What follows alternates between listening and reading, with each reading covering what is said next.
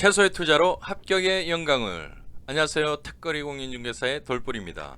오늘은 제2-2강 법률행위의 종류 기출문제를 한번 풀어보도록 하겠습니다. 10년간 세 문제가 출제된 부분입니다.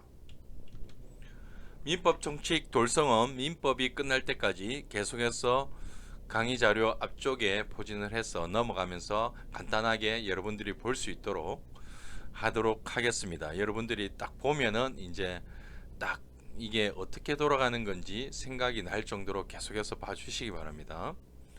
그 민법 총칙의 제일 중요한 법률 행위가 완전한 효력을 발생하기 위해서는 성립 요건과 효력 요건이 필요하다고 했고요.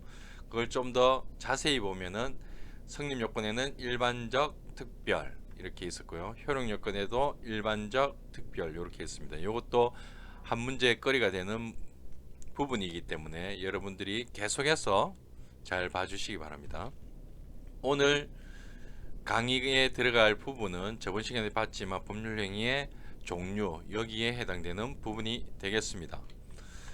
법률행위의 종류를 볼 때 저번 시간에 봤던 이 도표를 보는 이유는 법률행위의 종류의 문제가 나왔을 때 법률행위의 종류만 가지고 나오는 경우도 있지만 법률 사실의 용태 부분과 권리 변동의 모습, 즉 법률 효과 부분에 권리 변동이라는 권리의 발생, 변경, 소멸 요거 세 가지에서 나타나는 것들을 같이 섞어서 문제가 나올 수도 있기 때문에 저번 시간에 봤듯이 오늘 또 요 도표를 통해서 한번 보고 넘어가는 겁니다. 요 도표를 나타내는 문구가 일정한 법률 사실이 모여 법률 요건을 구성하고 법률 요건에 해당하면 반드시 법률 효과가 발생한다. 요 반드시는 객관식 시험에서 반드시가 나오면 확실히 알지 못하면 이게 맞는 말일까 갑자기 헷갈릴 때가 있습니다. 그렇기 때문에 요 반드시는 반드시 기억해 주시기 바랍니다. 그러면 법률 사실은 에 대해서 한번 보고 들어가도록 하겠습니다. 이것은 계속해서 저번 시간에도 봤지만 법률 사실에서 의사표시와 준법률 행위, 준법률 행위에서 의사의 통지, 관념의 통지, 감정의 통지 이것을 집중해서 보자고 했습니다. 저번 시간까지는 의사의 표시가 뭔지, 준법률 행위가 뭔지 알아보지 않았습니다. 이번 시간에 잠깐 알아볼 건데요. 이걸 알아보더라도 사실은 헷갈린다. 이게 의미가 뭐지? 이렇게 헷갈릴 수가 있습니다. 그래서 그냥 이 의미가 이런 거구나 정도만 아시고 의사표시에는 청약, 승낙, 유언, 취소 등이 있다. 준법률 행위의 의사의 통지에는 각종 체고와 거절이 있다. 관념의 통지에는 각종 통지가 있다. 이렇게 알아두시는 것이 암기를 통해서 알아두시는 게 좋겠습니다. 의사표시는 일정한 법률 효과의 발생을 목적으로 하는 것이고요. 준법률 행위는 당사자의 의사와 무관하게 법률 규정에 의해 법률 효과가 발생하는 걸 말합니다. 그리고 다시 준법률 행위 중 표현 행위 중에 의사의 통지는 자기의 의사를 알리는 것이고요. 관념의 통지는 일정한 사실을 알리는 것입니다. 감정의 통지는 일정한 감정을 나타내는 것인데요. 이걸 보셔도 잘 그게 뭐지 이런 생각이 들 수 있습니다. 그냥 이렇구나 정도만 아시고 넘어가시면 되겠습니다. 법률 행위는 의사의 표시 수와 방향에 따라 단독행위, 계약, 합동행위, 법률 효과에 따라서 채권행위, 물권행위, 준물권행위로 나눠진다고 했습니다. 이것은 법률 행위의 종류에 있어서 가장 핵심적인 부분이기 때문에 꼭 뭐가 있는지를 암기해 주시기 바랍니다. 법률 효과 부분은 권리 변동의 모습으로 나타나고 권리 변동은 다시 권리의 발생, 권리의 변경, 권리의 소멸로 나타난다 했습니다. 그 중에서 권리의 발생 부분에 원시 취득과 승계 취득, 승계 취득은 다시 이전적 승계와 설정적 승계, 설정적 승계는 지상권의 설정, 전세권의 설정, 저당권의 설정, 제한물권의 설정으로 나타나고요. 이전적 승계는 특정 승계, 포괄 승계로 나타납니다. 여기에도 해당되는 것들이 있죠. 그리고 원시 취득의 예는 이런 것들이 있었습니다. 여기도 원시 취득의 의미에 대해서는 알아보지 않았는데 원시 취득은 종전에 없던 권리가 처음으로 생기는 것이고요. 승계 취득은 타인이 가지고 있던 권리를 승계하는 것입니다. 그런 거구나. 거기 안에 내용은 이런 것들이 있구나를 아는 것이 중요하겠습니다. 그러면 바로 문제에 들어가도록 하겠습니다. 문제 1번 2013년 제24회 기출 A형 45번 문제였습니다. 법률 행위의 종류에 관한 연결이 틀린 것은 이런 문제를 봤을 때 저번 시간에도 말씀드렸다시피 돌뿌리는 틀린에 X를 치든지 아니면 바깥쪽에 X를 쳐서 이게 틀린 것을 묻는 거를 표시하고 넘어간댔습니다. 여러분들이 뭐 좋은 방법대로 하시면 되는데요. 특별한 방법이 없으시다면 이 방법도 써보시는 게 좋을 것 같습니다. 1번의 채권 행위는 교환, 이거는 맞는 얘기고요. 2번 상대방 없는 단독 행위는 계약 해제. 계약 해제 부분은 상대방이 있는 단독입니다. 따라서 틀렸기 때문에 X를 치고 다음으로 넘어가면 되겠습니다. 실제 문제에서는 3, 4, 5번을 안 읽고 넘어가는 게 좋다고 했습니다. 그러면 해설 부분을 보면요. 키워드는 법률 행위의 종류이고요. 그 중에서 의사표시 수와 방향, 법률 효과의 구분에 따른 것만이라도 잘 알고 넘어가자고 했습니다. 채권행위, 교환은 채권행위에 해당됩니다. 6페이지를 참조하시면 되고요. 상대방 없는 단독행위 계약 해제는 틀렸다고 했습니다. 상대방 있는 단독행위에 해당되고요. 또 6페이지 참조하시면 됩니다. 처분행위와 지상권 설정행위는 물권행위에 해당됩니다. 6페이지 참조하시면 되고요. 그렇기 때문에 맞는 얘기죠. 물권행위는 처분 권한을 가지고 있어야 되기 때문에 처분행위에 해당됩니다. 유상행위는 임대차.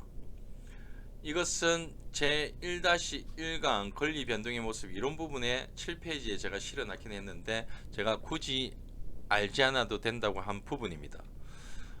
이것을 몰랐다 하더라도 이 문제를 푸는 데는 지장이 없었습니다. 하지만 모르면은 실제 문제에서는 세모를 치고 답을 잡으셔도 되겠습니다. 하지만 요건 해설 부분이기 때문에요. 출연의 유무에 따라서 유상과 무상으로 나눌 수 있는데 유상에는 말 그대로 돈을 주는 거고요. 무상은 돈을 안 준다는 거죠. 임대차는 통상적으로 돈을 주고 뭔가를 빌린 행위이기 때문에 유상행위가 맞고요. 증여는 부모님으로부터 뭔가를 받는 거죠. 계약.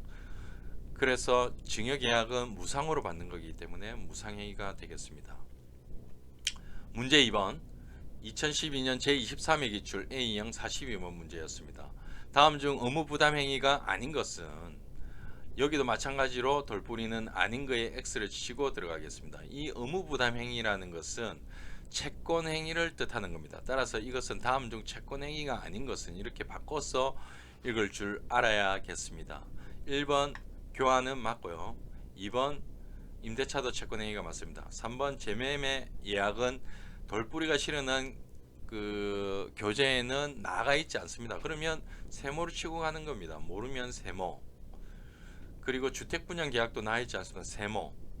채권 양도는 확실히 나아가 있죠. 준물권 행위로서. 그러면 채권 행위가 아닌 거죠. 따라서 5번의 답을 짓고 이렇게 실제 문제에서는 이렇게 모르는 거는 세모 이렇게 해서 제일 일단 쭉 가면서 확실히 아닌 답을 찾는 겁니다. 그게 객관식 문제를 푸는 요령이 되겠죠. 해설 부분을 보면 키워드는 법률 행위의 종류가 되고 의무분합행위가 아까 말씀드렸다시피 채권행위라는 걸 알고 이 문제를 채권행위가 아닌 것으로 해석하여 문제를 풀 수 있어야겠습니다.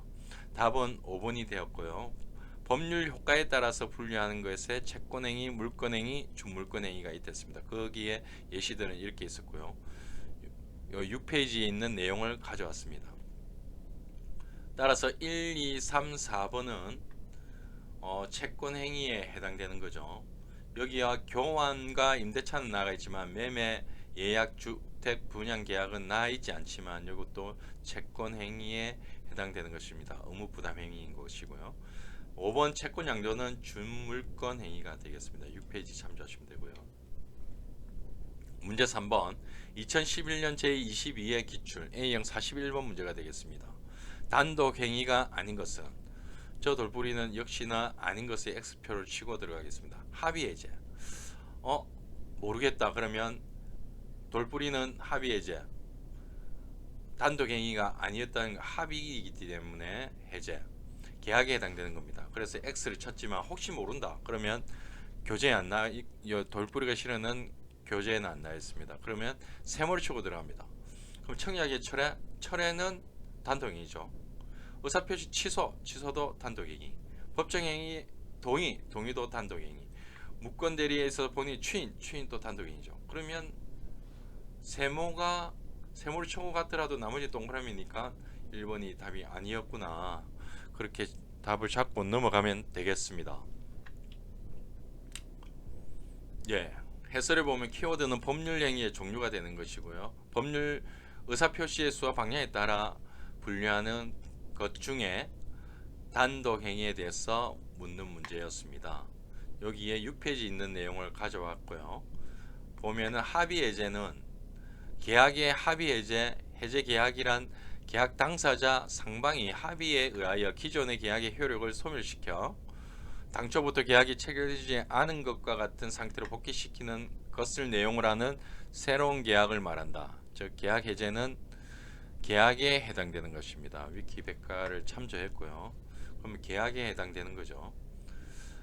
2번 청약의 철회, 3번 의사표시의 취소, 법정 대리의 동의, 3번, 5번 무권 대리에서 본인의 추인은 단독 행위 중에서 상대방이 있는 단독 행위에 해당됩니다. 6페이지 참조하시면 됩니다.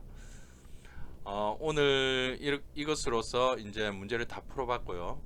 2-1강 법률의 행위의 종류까지 알아봤습니다. 다음 시간에는 법률 행위의 효력 부분과 그 성립 요건 쪽 부분을 한번 기출 문제를 다뤄보도록 하겠습니다. 오늘 강의는 여기에서 마치기로 하고요. 도움이 되셨다면 좋아요와 구독을 부탁드립니다. 강의 자료는 다음 네이버 카페에서 다운 가능합니다. 감사합니다.